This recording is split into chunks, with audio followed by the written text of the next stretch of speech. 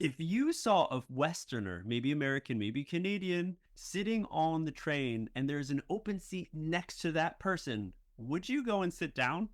Today we're going to be talking about reasons why maybe Japanese people don't like to sit next to Westerners.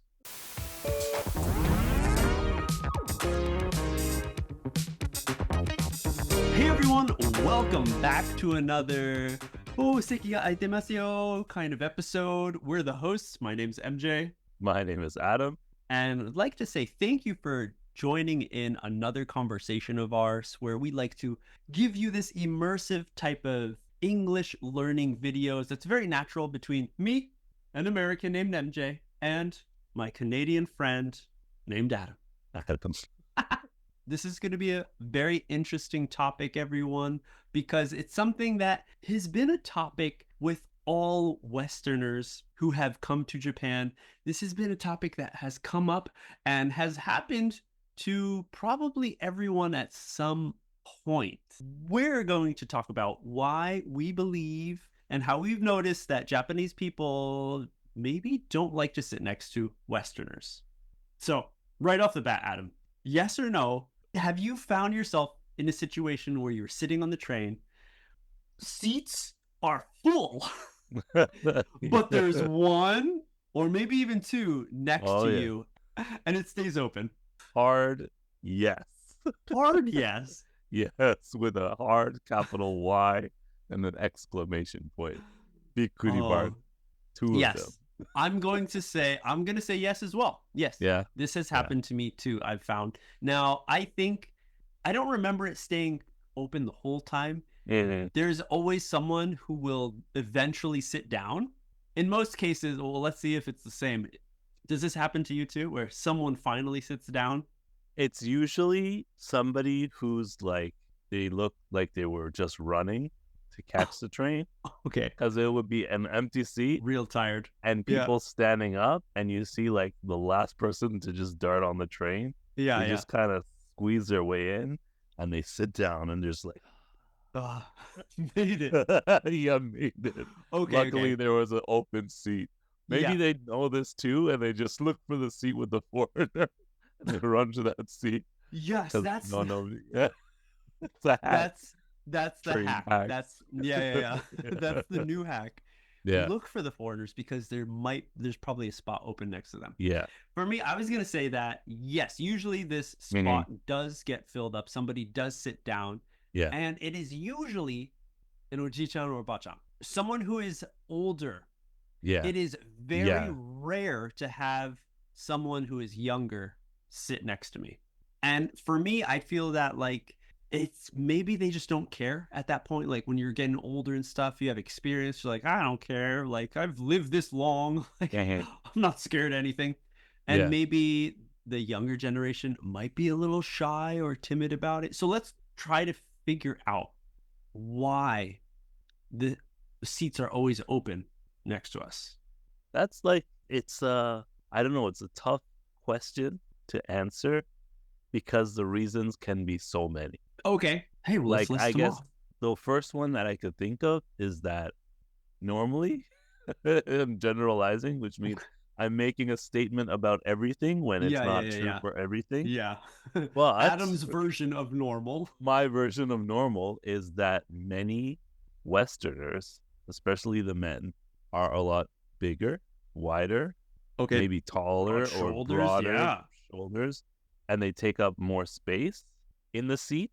So maybe if you have like two people and then the space between them, and then the one side is a foreign person, the foreign person like might have their shoulder over the seat. So people feel a little bit intimidated by or uncomfortable having someone so close to them. But then you think about how crowded the train is normally and how people kind of during rush hour into the seats a lot of time. Yep. There's no personal space. You're shoulder to shoulder. You're shoulder to shoulder anyway. But I feel like maybe the foreigner takes up more space, and because they might sit a little taller, it's like it's uncomfortable to sit like elbow to shoulder. Or have someone sit like this. All right. That's one reason. Maybe we're too big. second reason, in the summertime, there's many hairier foreigner people.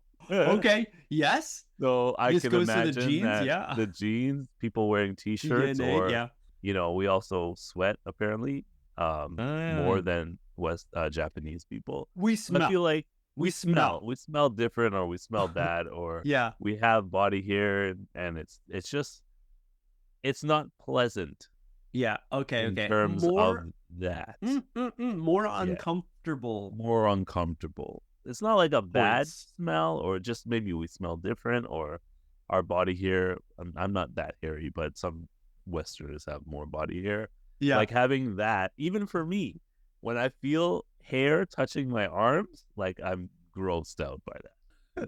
Like when you and me sit next to each other. Yeah, If my hair's like, if your hair is like on my arm, like, I'd be like, yeah, gross. I won't say it, oh my gosh. but like, yeah, it's well, like, with a friend, it's yeah, probably like, okay, it's fine, acceptable. yeah, Like, yeah. But with someone who's a complete stranger. Yeah, it's a little bit. Some people, yeah, I find there's generally speaking, yeah, many people don't like hair for some reason, even though we all have hair. But if it's like, oh, what's that hair touching me? For me, man, you look at me, I don't care so much about that point. Yeah, this could be your own. Yeah, it could be mine. To go back though to the smell. Yeah. And the summertime. Yeah. Maybe not the summertime. So this is something that I found in many conversations with other Japanese people or other Westerners, how there's a difference of body odor. So this can be linked to very interesting, very strange connection is that our earwax is different. So people who have soft, mushy earwax usually have a strong, kind of bad body odor. Interesting. And we smell bad. We call that in English, we say BO, body odor. Body odor. odor. Someone's got BO. Who forgot the deodorant today? Your BO is real bad. And that's something, even in America, we don't like that smell. It's gross. Oh, yeah. You have this like, it smells like very pungent, strong, very strong. Pungent. Yeah. Yeah. Like onions, putting garlic. Stop. And then if you have dry earwax, which within, again, the genes, the DNA of a lot of people in Asia have a dry, flaky earwax. And that kind of person is said to not have body odor. Okay. Thus, it's difficult for Westerners to find deodorant at drugstores because for the majority of the people, it's not necessary. You don't need it. So I feel that's definitely one point. Summer, someone's stinky, even if you have deodorant on, sometimes that BO be really kicking in. So it can be stinky. And then on the other side, Adam, tell me, how many of your Japanese friends used cologne or perfume? Oh, yeah. Maybe the girls, the ladies? Yeah. They might use like some sort of body spray, but in general, it's not a strong smell. It's like a very soft. Yeah, it's not too strong. It's just very soft. Right. Yeah. See, in Japan, the perfume, the names are like Sakura, right? But in America, it's like sand on the beach. Yeah. It's like gritty. Ocean waves. Yeah. It's a different style of odor or smell that I think people like more in Western countries. That here in Japan, I feel like maybe 90% of people don't use any kind of fragrance.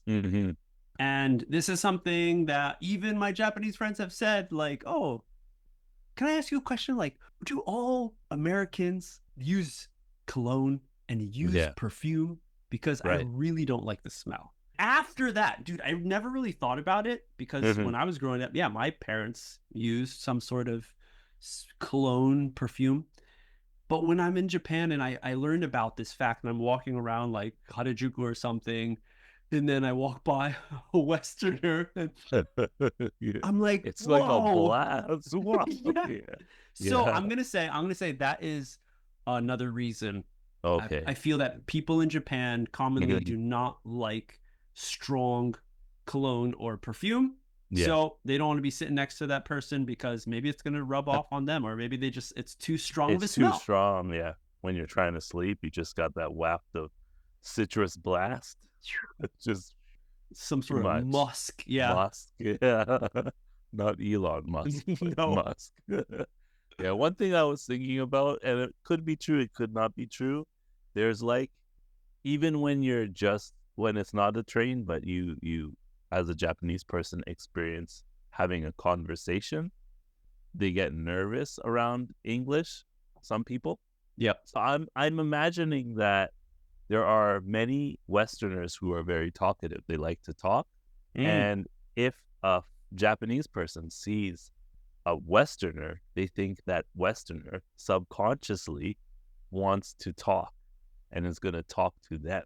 So maybe they have a question. Maybe they're a tourist. They're trying to go around. How do I get to this next thing? Yeah. So they in their mind, they say, oh, Westerner, he's going to ask me a question in English. I can't speak English. I'm going to sit over there. I'm not going to sit at all, because that way he's not going to answer or ask me a question. That's what I think. Like, they might feel that they'll be spoken to by the Westerner. So by not sitting next to them, they won't be spoken to or disturbed. And that's something I kind of felt like all the time. It's usually like someone who looks a little bit shy or nervous that moves. Even if I sit down and then it's a crowded train. Yeah. I noticed that there were times where it's a crowded train, open seat, I sit down, we go a couple stops, the train empties up a little bit. Yeah. And the person sitting beside me will move to the other side. Yeah. Or move to another empty seat. Right. I mean, that happens commonly no matter what, I feel. It does happen, but whenever sometimes there's like, extra space, I feel like people do move. It's like, for me, it was like they moved to another seat with somebody sitting next to them in that seat. Oh, okay. So this is a complete different. Oh, I see. This was going to be a question I wanted to ask. Yeah. Okay. Towards the end of yes. How many times did that happen? Where you got on the train, it's all full. There's one seat. There's like there's a spotlight on it. You hear the angels. Oh, there's one seat. No, sit down. You go, you check, it's like, okay, it's not dirty or anything. Yeah. You sit down. And no one's there. And then the person next to you kind of like wiggles around, gets up, and then stands off somewhere else, maybe gets off or goes to another part of the train. And you're like, I can only feel like, what did I do? What's up? What's wrong with me? Yeah. I just looked at my phone like you did. Now that could be a little like just looking at yourself too much, a little selfish in some ways. Like, what did I do? Where we're not thinking maybe the person just needs to go to the bathroom, but maybe they have some issue being like right next to a person, and for them they want that space. I don't know. But has this happened to you? Yeah, many times, and many times I took it personally because that's just how I felt. Like, I think most people throughout the whole time, it wasn't just that one situation. It was like the same, like what we were talking about, people not sitting next to me for a while. And then I found that sitting down and having someone, or sitting down next to some person, where they got up and moved to another empty seat. And then on the other hand, there's times where the person sitting next to me doesn't move at all. Yes. Right? Yeah. So same situation, like the train is kind of empty here and there, and the person sitting next to me, they just stay there. So that's where I start thinking about, okay, like, why? Why is it that this person is fine sitting next to me? Yeah. Another 5 people, they got up and moved to sit next to somebody else. What is wrong with me? And dude, I think that is a common thought that many people have, many Westerners have in Japan, because we cannot get around the fact how Japan is homogenous. Everyone in Japan is from Japan. They are Japanese. So as a Westerner, when you come to Japan, you stick out like a sore thumb. So of course you can find yourself many situations being left out, being the black sheep, and being like, what's wrong with me? What did I do? It must have been something that I did. Yeah. Something that I did or didn't do, or in some effect. But this is a common occurrence that happens in Japan. I guess especially, in busy places, busy cities where there's a lot of people. There's more Westerners also living there, and they're sitting down. One other point I can think of is like maybe the manners of some Westerners, especially tourists who maybe don't know the etiquette of traveling in the subways, on the trains, where usually for the most part people are quiet. You don't speak in a loud voice, and man, in America you're talking as loud as you want. I mean, you're not yelling, of course, but you can have a good time with your friend. You can laugh, you can joke, and that's fine. Maybe some people are like, hey, it's too loud. Like, what are you guys yelling around for? But it doesn't happen often. It's like people will be loud. Some people will be very quiet. As well as like maybe doing things on the train. Yeah. I mean, a lot of people like to do different things on the train.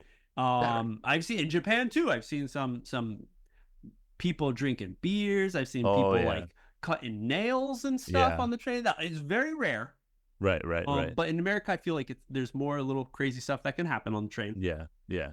I kind of want to ask though as well, is it that it's something that's within one city and not in the other?